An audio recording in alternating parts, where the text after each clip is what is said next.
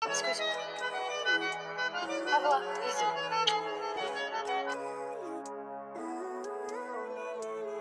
Living life every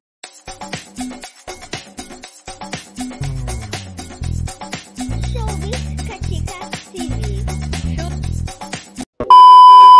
Hello mga kachika! Last weekend nga ay lumipad papuntang Paris, France ang ating diyosa na si Ann Curtis. Ito nga ay para sa Paris Fashion Week. At ang mga netizens nga, lalong-lalo na nga ang kanyang mga fans sa Europa ay talaga namang tuwang-tuwa ngang naroroon si Ann Curtis dahil masisilayan nga nila ang kanilang idolo. Matagal-tagal na nga ring hindi rumarampa ang ating diyosa sa mga ganitong fashion week, kaya naman sinusulit nga rin niya ang pagkakataon na ito.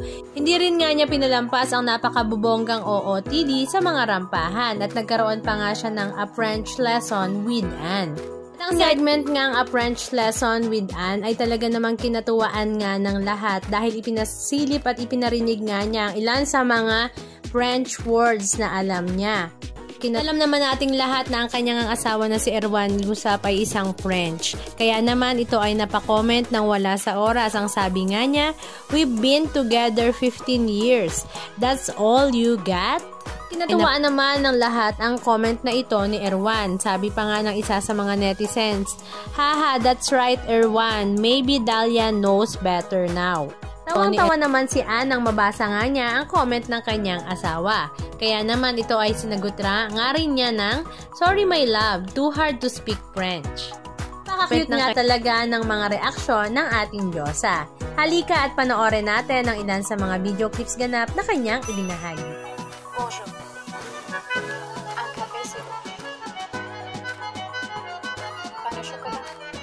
Excuse-moi. Au revoir, bisous.